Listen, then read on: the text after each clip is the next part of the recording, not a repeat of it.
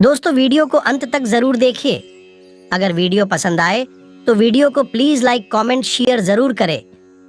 हमारे YouTube channel Vishnu सारांश पर पहली बार आए हो तो चैनल को सब्सक्राइब जरूर करें। आप और आपके परिवार पर भोलेनाथ बाबा की कृपा हमेशा बनी रहे। कैसे मिलता है पितरों का आशीर्वाद, पढ़िए पूरी कथा। पितृ कभी भी अपनी संतानों को परेशान नहीं करना चाहते हैं। वे बहुत दयालु होते हैं, लेकिन संतानों की उपेक्षा से दुखी हो जाते हैं।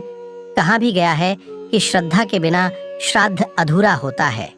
इसी से जुड़ी है श्राद्ध पक्ष की पौराणिक कथा। जानते हैं कि कैसे श्रद्धा भाव से प्रसन्न होकर पितर देते हैं अपना आशीर्वाद। पौराणिक कथा के अनुसार जोगे और भोगे नाम के दो भाई थे। दोनों अलग अलग घरों में रहा करते थे।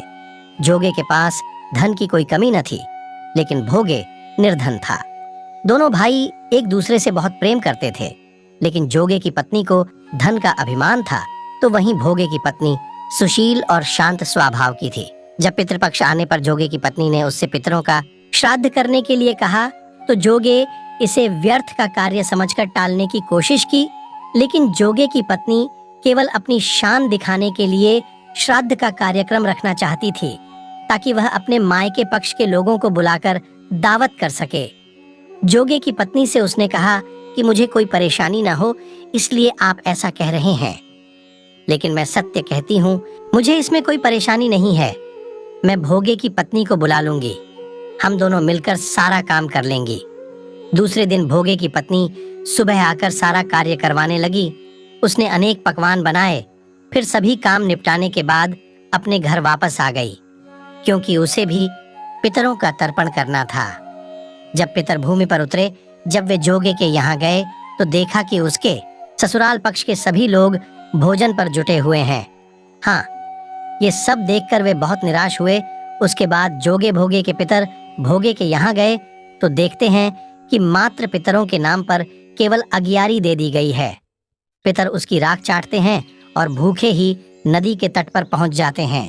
कुछ ही देर में सारे पितर अपने अपने यहाँ का श्राद्ध ग्रहण करके इकट्ठे हो गए और बताने लगे कि उनकी संतानों ने किस किस तरह से उनके लिए श्राद्धों के पकवान बनाए। जोगे भोगे के पितरों ने भी अपना सारा कुछ बताया। उन्होंने सोचा कि अगर भोगे निर्धन न होता और श्राद्ध करने में समर्थ होता, तो शायद उन्हें भूखा वापस नहीं आने पड़ता, क्योंकि भोगे के घर में तो खाने के लिए भी 2 जून की रोटी नहीं थी। ये सारी बातें सोचकर पितरों को भोगे पर दया आ गई। अचानक से वे नाच नाच कर गाने लगे कि भोगे के घर धन हो जाए, भोगे के घर धन हो जाए।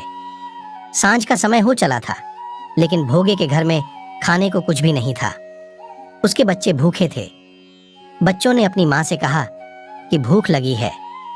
तब उन्हें टालने के लिए गुस्से से गरजकर भोगे की पत्नी ने कहा कि जाओ, आंगन में हौदी औंधी रखी है, उसे जाकर खोल लो, उसमें जो भी मिल जाए आपस में बांटकर खा लेना। बच्चे जब वहां जाकर हौदी देखते हैं, तो वे दौड़े दौड़े माँ के पास जाकर कहते हैं कि माँ, हौदी तो मोहरों से भरी पड्ढी है।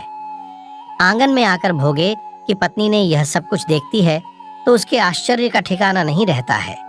इस तरह पितरों के आशीर्वाद से भोगे भी धन धान्य से परिपूर्ण हो जाता है, लेकिन वह इस बात का बिल्कुल अनहकार नहीं करता है और अगले बरस पूरी श्रद्धा के साथ भोगे एवं उसकी पत्नी अपने पितरों का श्राद्ध करते हैं। भोगे की पत्नी पितरों के लिए 56 प्रकार के व्यंजन तैयार करती है। वे दोनों ब्राह्मणों को भोजन कराते हैं। अपने जेठ जेठानी को बुलाकर सम्मान के साथ सोने और चांदी के बर्तनों में भोजन कराते हैं। इससे उनके पितर बहुत प्रसन्न होते हैं।